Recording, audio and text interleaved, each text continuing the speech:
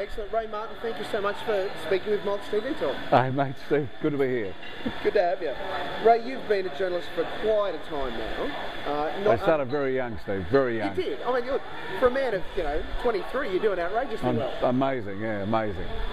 You will have seen a lot change in your time in journalism, back from just what was really the radio and print to television days, and now it extends beyond that into sort of more multimedia and social media and those sorts of things. What's been the most significant change for you as a journalist? I think the computer, just the single solitary computer, which meant pictures and words are instantaneous, and access to, I know it's a cliche, access to the world, but just the idea that to be anywhere in the world and almost be able to Google something to find information instantly, to find out. So often the biggest trouble as a journalist when you're on the road somewhere is sometimes home base headquarters will know more about the story than you know because you're there and it's happening, and they'll say, well, 3 miles away or 3 k's away there's something. Now you can get it. Now with the with the computer, you can have some idea of what's happening where you are, apart from what's happening in the street around you. That's been big, but also it's the pace of technology, computers and way beyond satellites, I think. But now things are happening almost before you see them happen, or as you see them happen, and you're expected to have an opinion on it straight away, and that's made it different for journalists. It's made it different for anyone covering a story on the road, because sometimes because of this sort of thing, because of someone with a camera, your boss can be sitting in Sydney and you can be in Tripoli in Libya, and they can tell you what's happening. You say, well, hang on, it's not round here. They say, yeah, it is down the road. Now that's scary. Well, it's a bit different to the 60 Minutes days, for sure. I mean, you hear now of people like Michael Usher and the guys film the story, edit it on a laptop in the hotel room, set up a couple of mattresses, record the voiceover, package it up, send it off, and it can air a couple of days later, whereas before it was had to get home and do all that sort of stuff. Yeah, it doesn't happen much on 60 Minutes. We can certainly get all the voiceovers, get all the commentary. We can get footage if we have to. That's pretty slow, as you know, to ship it from somewhere, but it certainly happens in news.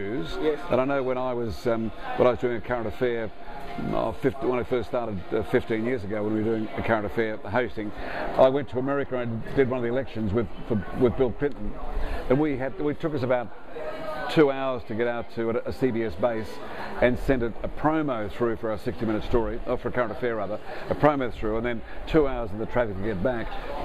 We hooked up with an Australian ABC news journalist who was in a local coffee shop like this one, and he'd sat there, he'd sent his story through, ran for about a minute 30, our story ran for 5 minutes or 6 minutes for a current affair. We hadn't even got on the satellite by the time he'd cut it, had 3 cups of coffee, waited, sent it through to Sydney, and they had it. And I said, will that be the rough copy? He said, no, that's it.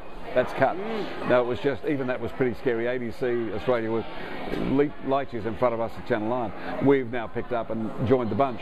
But I mean, that was scary for an old journalist who used to, getting on a phone. When I first went to America, we used to go and get a Marble kit and used to break the mouthpiece of a phone, clip on the Nagra tape recorder, and try and put an out of service sign on the phone so I don't want to pinch the phone. Now suddenly you've got 3 mobiles. Wow. I think that's brought some of the intensity to news journalism, particularly that we see now, where it was always important to be first with the news. Now first can mean pictures rushed, relatively unedited or a little bit shakier. It can mean some facts maybe haven't been checked. On the flip side, you can also get a great exclusive out of delivering that information first. Yep, and also with social media, obviously someone who sees something happen here can have the phone out, can send it through your Zap to ABC or Channel 9 or whomever, and you can actually, I can go out there. There's a shooting out there. I walk there and I talk to someone. I say, "Do you see it?" "Yep, I filmed it." "Can I have your film?" "Yep." There it is. Now that's scary. That's just amazing, and that's not, that's accurate journalism. It's not someone having an opinion of what they think happened there, which you get as well. So it does. Social media has a bit of it's tarnished a bit. It's got this thing about being inaccurate or being gossipy or being what it is, but it isn't. So often it can be fantastically exciting and innovative and breakthrough stuff. Really breakthrough if someone witnesses an event that no one else in the old days would see. Do you think, given the opportunity, you would go back full time to hosting or running current affairs, doing that sort of thing? I've probably done enough hosting because I've done enough time in studios, but if the event's big enough and you want to do like a tsunami, you want to do a 9/11, well then obviously you want to be at the centre of the story, and you want to cover it. Hosting is fine, I don't mind it. I'd sooner go out and smell the roses, go and use some adjectives to describe stuff and talk to people rather than that, but I'll do both, depending on what the story is. Well, we're seeing a bit of that with you now anyway, doing special reports for 60 and stuff across the network. And from someone who, and I'll offer I'm a little bit younger than you, I grew up watching Ray on A Current Affair and learning more about the world, and certainly I remember we have the 60 Minutes book with your face and Ian and George and Jana's heads on it about those first couple of years, the stories and those sorts of things. Like that's been my news history and heritage, learning from you guys on screen about the world around me and those sorts of things. And I know that a lot of people look to you still as someone who is authoritative and someone who knows the world but is still very interested in the issues and what's going on. It's exciting. What's at the core of the story. It's exciting. It changed so much from those days though, when the three of us and then Jana joined us, the four of us were out there. There were next to no satellites. You get a satellite up was pretty. It would take you 24 hours to book a satellite, and so you weren't competing against that sort of instant news. And we were the only kids in the block who were actually going around the world. So it was this magic carpet ride to all these fantastic, exciting places and people. Well, now, excuse me, the moment something happens in Turkey, there's a satellite there, or there's someone on the phone, and they've done it. So it's changed the rules of the game so much, but it doesn't take away from, being in Libya and get an interview with Gaddafi and sitting down and putting lights up and doing with two cameras and doing it properly and then cutting it and sending it home. So this is fantastic for instant, exciting breakthrough stuff. Yes. But if you want to actually stop and think, you need to catch your breath and be a little slower. Longer form current affairs still has its place, absolutely. Yeah. We see that now of a Sunday, still with 60 Minutes and Channel 7 Sunday night coming into the frame. It's current affairs that we see now, and I'll for what it's worth, that we see now is significantly different. Thank you. We'll leave it there. Thanks. Cheers. Significantly different to what it was that 15 years ago. Oh God, yes. Yeah. What we see now. 30 years ago. Yes. When 60 Minutes started, To the point where people of my ilk and age would look at it and sort of roll our eyes a little bit and go, what's happened? The glory, the halcyon days of weeknight current affairs, boobs, bras and burkas. But we still get our meat, and from time to time we still see a bit of meat in a current affair, and in Today Tonight, and we had Negus, God rest his soul, this year, have a good hard go at it. Look, it's an interesting situation. You were in, you've been in Nine for a long, long time. You were there during the heady days of Kerry Packer running the show, and all of what that meant, both from promoting Nine and making it number one and really ramming that home. And you're back there now. While it's a little bit leaner, it's working hard. It's not the number one it used to be. Absolutely. Some reflections on that. How did you find the time when Mr. Packer was running the show? Well, there's no question that Channel 9 through the 80s, 90s, 70s, 80s, 90s was one of the 4 or 5 best networks in the world. There's no question. Whether it was cricket, whether it was Formula One racing, whether it was news and current affairs, to 60 Minutes, to have a live midday program, the Mike Walsh program, to do live carols by candlelight, those sorts of things. No one in the world was doing that. No one does live shows like Channel 9 did, and occasionally does. And you're right, it still happens. I mean, Tracy Grimshaw's interviews are as good as anybody in the world, and that's serious current affairs. She does them, and they do 16 minutes on a gay marriage, and they do 16 minutes on Bronte, the anorexic girl, and those sorts of things. So these aren't. You don't see that on the BBC. You don't see that on American television. But there is also this tendency towards the cheapest toaster in town and fat diets and all those sorts of things. Now, partly because that's what people want to look at.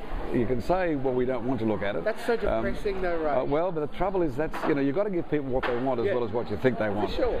And if you give them, whether it's a newspaper or television program, if you give them, let me tell you, last year, the 2 lowest rating programs by far on a current affair last year was the Thursday and the Friday night before the last federal election. Thursday was Tony Abbott, Friday was Julia Gillard. Current Affair put them on as the interviews with the Prime Minister and the one who would be Prime Minister. Though people turned them off in droves.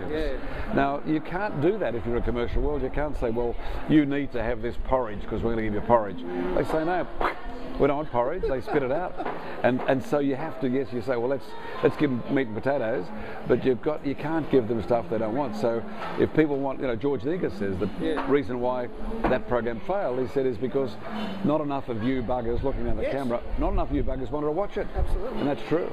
And that's a dead set shame in all of the reflection of that. I agree. I was a massive fan of the program, the 6:30 or 6 p.m. 6:30 Negus program. Yep. And enjoy those opportunities. And this could be a reflection of my, news nerd appeal, but enjoy when there are those longer form stories or the interview that Tracy does that the opposition don't. Yeah. When she will sit down and sit across. Tracy was Walkley nominated for one of those interviews last year. And won one. She won one. Yeah, for the Matty Johns one, I think. Yeah. And has asked the difficult questions of Bert and Paddy. And some may say they weren't so hard. I thought it was a pretty good interview. I thought it was a good interview. No, it was a good interview. Anyone's definition. And she did Matt Newton the other night. No, it is there, but it's but you do have to give people a bit of what they want. I think George and I would be of the opinion that you can serve up the Prime Minister. Yes. But you've got to do it. You've got to make it acceptable. You've got to make it palatable. You can serve up the carbon tax debate, but you've got to make it acceptable. I think that George would probably be the first to say he could have done it better at 10 on Channel 10, and we could all do it better. So it's not enough reason to give it away. You still got to have a go at it.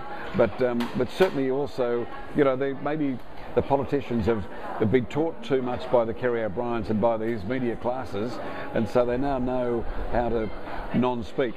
And they're as boring as proverbial batshit. They really are boring. And so people say, well, hang on, my life's too short. I don't have to listen to this boring stuff. I'll watch something else on pay television, or I'll watch something else, on the computer. And so you can't expect them just going to watch it, that they need to. You've got to actually sell it to them. Well, it's all about the sound grab now, isn't it? What can we get on the news? We know that they've got 45 seconds or 60 seconds to lead on this story. We want them to get the message, or in a bigger interview, we've got to push home these 2 points. Yeah. And they're schooled on it, aren't they? Well, you see that something like the New York Times, which is the best newspaper in the world, its front page stories about the serious economic issues of the day still have to be entertaining. Yes. You can't afford to do news that's not entertaining. And it doesn't matter, and all the purists can say, well, hang on, it's news, it's all about the news. Well, it is, but people don't have to, there's too many choices now, they don't have to watch or listen. And so how are you going to present it? Are you going to write it interesting? Are you going to be provocative in the questions? All these things have got to be part of the packaging. If you don't package it, you ain't going to sell it. Yes. You've interviewed more than a couple of people in your time, and that's what gives me this opportunity to speak to you now. You've released a book of some of your favourite, or most topical, most poignant interviews. Is that just because too many people were asking, what's your favourite interview, Ray? Well, that's the reason for writing it.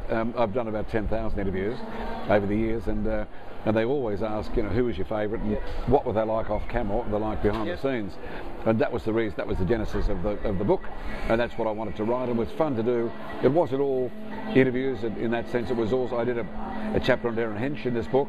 He and I worked together in America for 10 years. Henchy was probably the best tabloid journalist I ever worked with, and that's not a put down. It's very hard to be a good tabloid journalist. They're amongst the best journalists in the world, and they know how to popularise the story without boring people. And they're not as heavy as the New York Times or the Sydney Morning Herald or the Age, but nevertheless.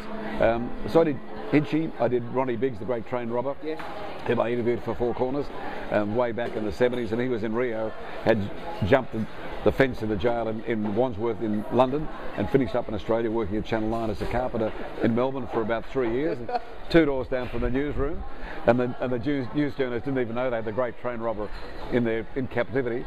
So I went to Brazil and interviewed him there.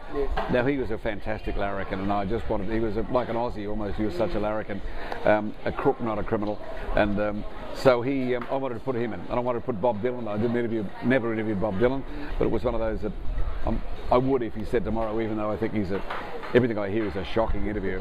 But so Steve Waugh's Last Century, I wanted to write about that. I wanted to write about interviewing. I wanted to write some of the famous interviews, as well as Audrey Hepburn and and Bob Hawke and Paul Keating and those sorts of things. So it was good fun. Good fun.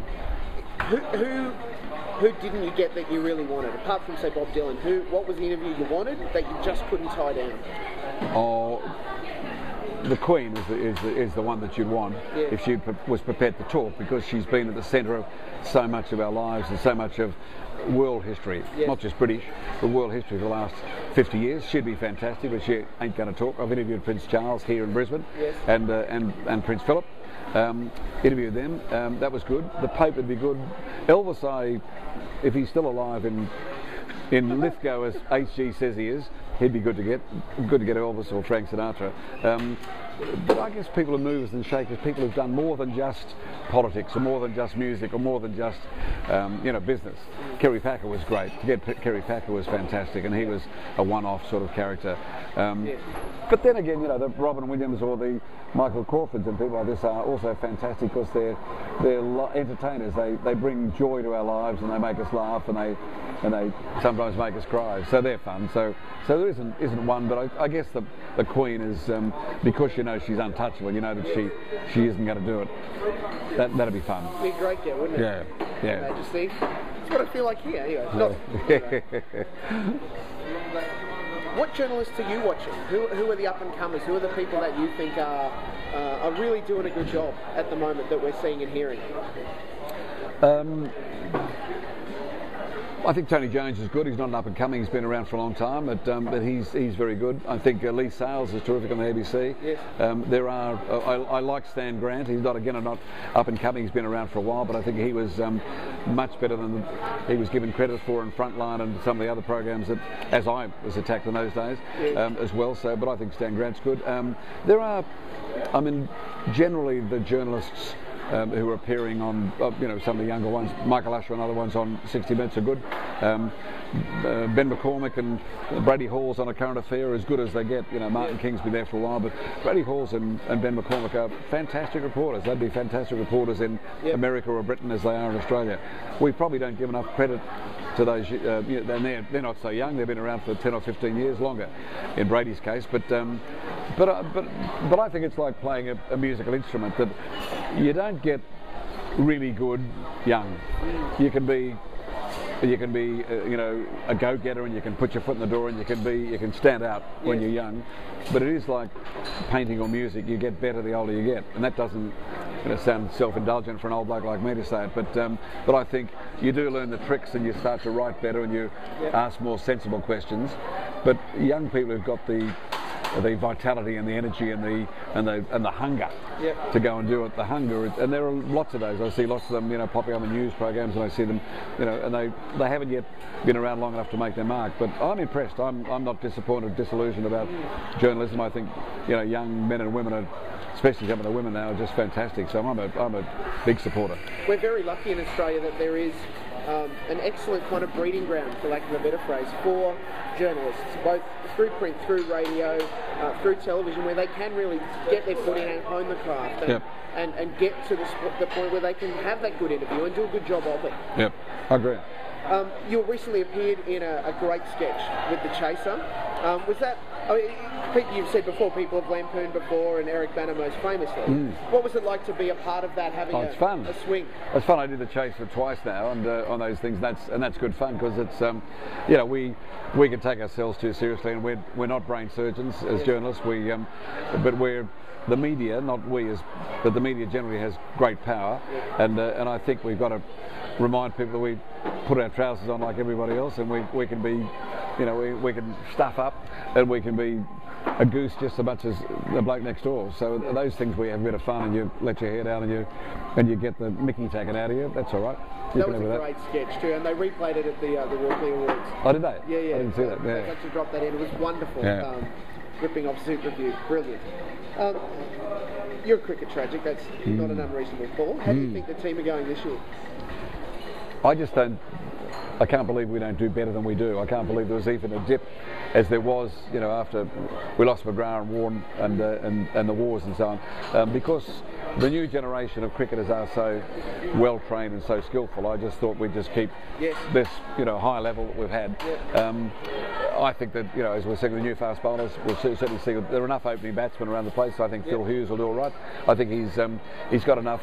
He's getting battered by especially the social media around the place that I think 21-year-old he's got 17 centuries already, first-class centuries, and he'll do fine. He just needs to get a century in Hobart on Friday. Yes. That'll help him. Absolutely. But I think that, similarly, I think I would have thought Ricky Ponting was probably ready to step aside, but every time you rule him out, he comes back as real champions do. So he'll, I imagine, stay as long as he wants. He'll keep scoring runs. He won't get a blistering 200, but he'll get good runs because he's a great cricketer. Yes. And he's tough, and that's what I said even about the young ones there. If you can be 38 like in Ricky's case, but be hungry. If you really want to do it, you can do it. And it's the same as the media, the same as anything you want to do. If you want to be a doctor or a lawyer, if you're hungry enough, you can do it. And I think that's in cricket. It's the same. So I think it seems like we've found a couple of spinners. There's certainly Nathan Lyons there as one, and so a good spinner with a battery of fast bowlers. We got the batsmen. The bats will be enough there to do it. I just want to beat the Poms again. I hate the idea of the Poms beating us. I hate the Poms beating. I can put up the West Indies beating us. They haven't, but I could put up with that. But I don't like. I certainly don't like the Kiwis beating us. I don't like the Indians beating us, or the South Africans. So, in other words, I don't like anyone beating us. No one. Spoken like an absolute cricket fan. One last question, Ray. I know you're a busy man. You've got a lot of stuff going on. I'm going to have this drink. Can I have a drink? Yeah. What television do you like to watch to unwind, to kick back? I am the biggest fan of the Daily Show, of Jon Stewart and Steve Colbert. Every night I watch them religiously. A long time since I've seen a program where I say yes. I sort of punch the TV set with some of the points he makes. I think it's just it's satire beyond anything I've ever seen. West Wing was my most favourite program on television ever. I bought the series of West Wing and I watch it regularly, and I just think that's as good as it gets. That's the level. But Mad Men, South Park, those sorts of programs at work that the kids watch, and I watch spinning off. 30 Rock is amazing, an amazing program, and I watch the standard 60 Minutes and Sunday program, and Sunday night on Channel 7 I watch Four Corners. I watch 7:30 regularly program now. So generally I watch heaps of sport. I mean I watch more sport than I watch anything. I read the back pages of the paper first before I read the front page, and so if it's a ball or it moves, I usually watch it. Excellent. Ray Martin, as far as Australian icons go, you're a dead set legend. Thank you. Thanks, Steve. Enjoyed talking. Good on you, mate.